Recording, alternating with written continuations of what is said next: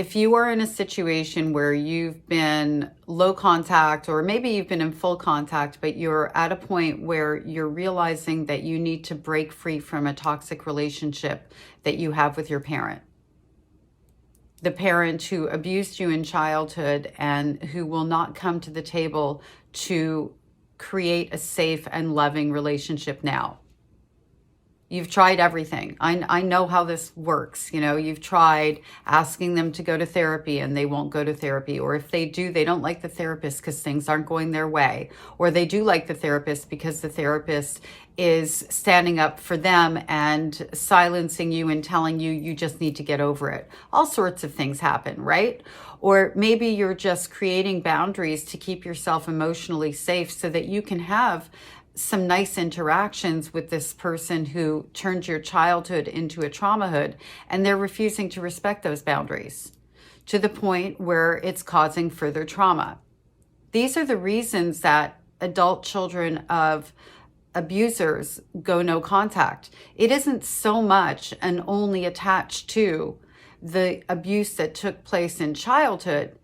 It's usually more attached to the abuse that's continuing in adulthood. Parents who have abused their children, particularly emotionally, talking about narcissistic family systems in particular, those parents know how to dig in on you. They put those wounds there. They know where they're located, and they don't have to work really hard to make your life a living hell.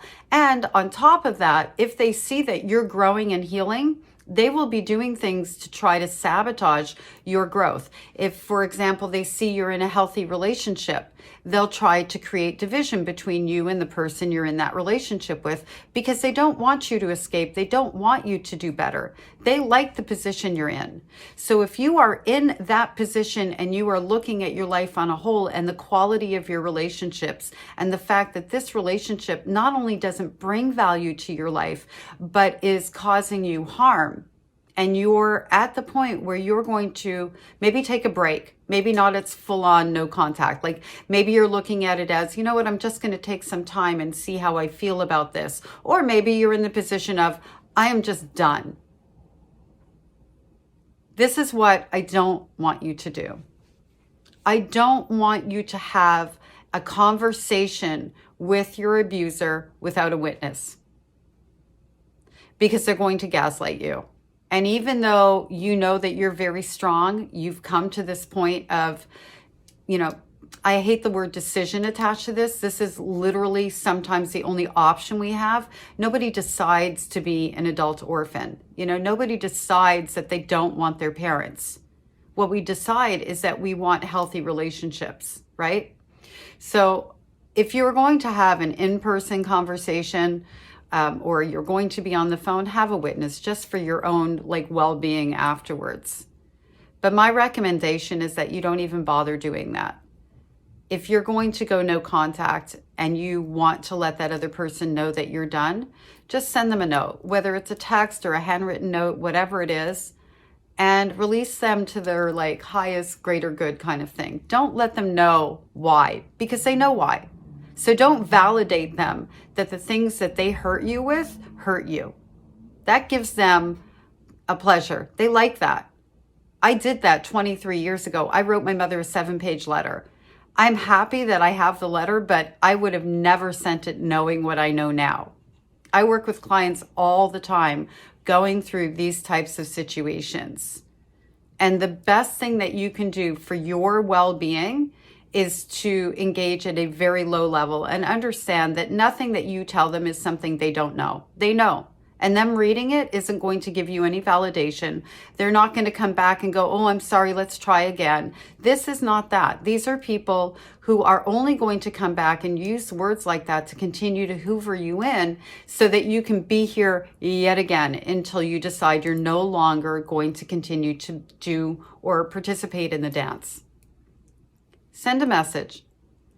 Listen, this relationship isn't working out. I really wish that you had come to the table to meet me halfway, if that's how you're feeling.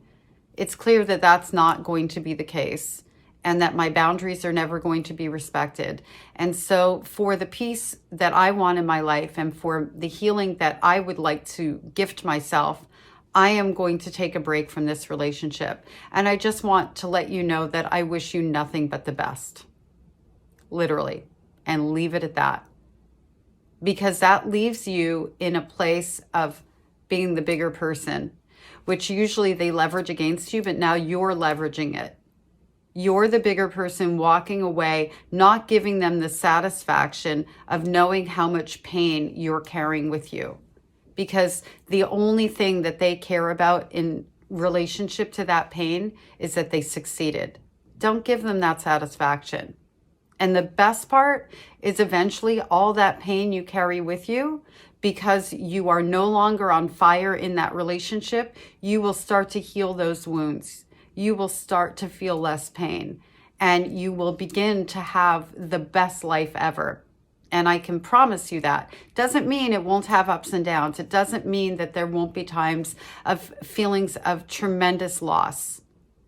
Like the holidays are hard. It's a time where family is supposed to be together. And if you came from a narcissistic family, you never had that experience. So there are things you're going to long over. If you have children, you know, the grandparent experience and not being able to call somebody and say, oh, you know what little so-and-so did today, or advice and things like that. Those things are always going to exist as a loss.